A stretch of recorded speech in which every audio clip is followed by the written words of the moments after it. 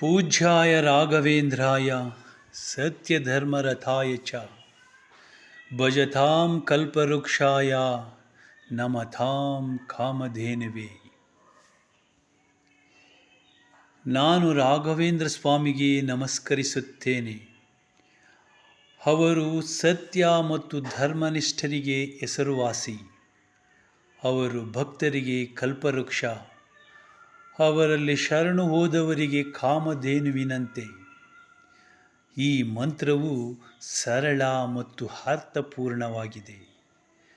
ಇದು ಭಕ್ತರನ್ನು ದೈವಿಕ ಶಕ್ತಿಯೊಂದಿಗೆ ಸಂಪರ್ಕಿಸುತ್ತದೆ.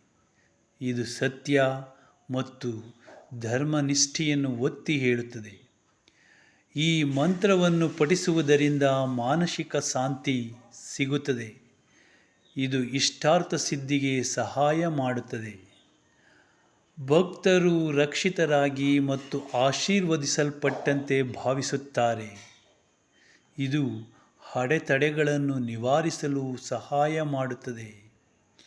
ಪೂಜ್ಯಾಯ ರಾಘವೇಂದ್ರಾಯ ಸತ್ಯಧರ್ಮರಥಾಯ ಚ ಭಜತಾಂ ಕಲ್ಪವೃಕ್ಷಾಯ ನಮತಾಂ ಕಾಮಧೇನುವೆ.